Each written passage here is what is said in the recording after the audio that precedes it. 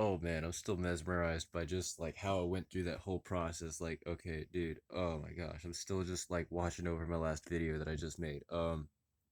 You are the happy master salesman. It is just wow, wow. That's like probably the most beautiful collage of words that I've structured together in a 30-minute stream. You know what I mean? That was just like, oh my god, gravy. I could die happy now. It's oh my gosh, dude. Oh my gosh, dude. I mean, like I was looking back over it and there's only one more thing that I kind of wanted to highlight on. Other than that, like those two-part series is pretty much complete. But the last thing I just kind of wanted to like hit on or theorize on is like since like the last notion that I was putting on in the second video, um since every light being is a spirit in the Twilight world and every Twilight being is a shadow in the light world. Last thing I just wanted to point out for you people who are like affluent and understanding in spiritual language, Midna is Link. Like physically, they are twin flames. They are the same being. They are the same happening. They are within the same presence at any given time within the game. Why? Because Midna is Link's shadow and Link is Midna's spirit. See what I'm saying? They're a twin flame. They're a dichotomy. They've always been separate, but have always been together. See what I'm saying? They just didn't have awareness of each other yet. So,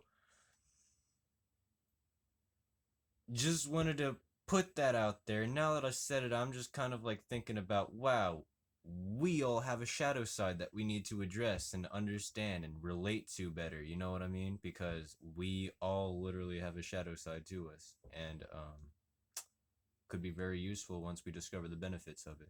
Also, second update, I painted my wall. It's gonna be backwards, but okay, it doesn't need to make sense. Just understand it's covered in whatever I could throw up there that looks cool enough, you know? Da da da da da da. And disregard that Nandika right there. It's a Nandika, not a swastika. It's white paint, but I'm not like that. I'm not like that. I'm not like that. I don't care what color you perceive yourself to be. You are the same thing I am. You know what I mean? Dude, this is the symbol of auspicion right here. And I do feel like, yes, even in today's modernized and politically correct world, this is a topic that still has to be addressed. Like,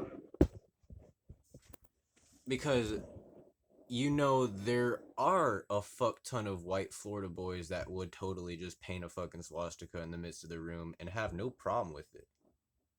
That's not me though. This sucks about it too. Like this has been a symbol in Indian culture for thousands of years before Hitler was even heard of. You know what I mean? And this is the symbol of auspicion. This right here is a representation of how energy like moves. Like I've been telling you in my last few videos, we are not in a real deal world. We are in the midst of a magical apparatus, a matrix that really functions very much like a computer does. And then, even if I'm wrong, all right, let's just say that this is the base reality, that this is the real deal only happening, right? You know what I mean? Our brain is a computer. So, therefore, you couldn't tell the difference regardless because the only tool you have to integrate yourself within this reality is a computer. So, this happening right here, you know, like energy is not always fluid. Energy is not always invisible. Energy is not always like smooth cascading like my hair here. Sometimes it is very blocky, pixelated, and technological. I really don't know how else to say it. But few more people that I just want to shout out to real quickly. Terrence McKenna, which I've done before. Um he talks all the time about how all technology is magic and how all magic is technology. See, it's just an understanding of how energy is transferred in the system and then having an ability to manipulate that, right? So all magic is technology, all technology is magic. Sadhguru, um, yogic philosophy, right here. Um, Ralph Smart, he is more of a, just a general spiritist. He really doesn't talk too much about any one religion in particular, but one thing he does bring up all the time is Hermes Trismegistus, meaning alchemy, meaning the founder of alchemy, meaning alchemia, alchem, the art of ancient Egypt, alchemy, you know? He has been teaching me how to be an alchemist ever since I was 16 years old. Um, who else do I want to throw out there? Enoch 777, the freestyle prince. He is a person who is just out there. He's really street smart when it comes to his spiritual science, and I mean, has saved my life on many occasions, just like Sadhguru, just like Ralph Smart on Infinite Waters.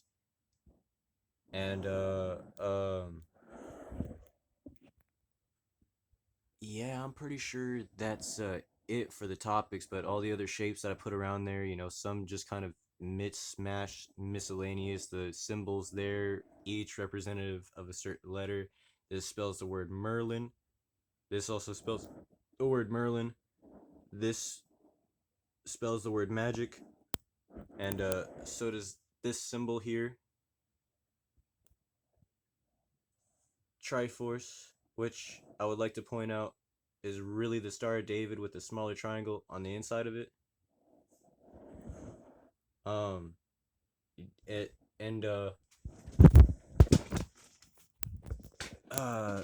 finally we got Skull Kid here.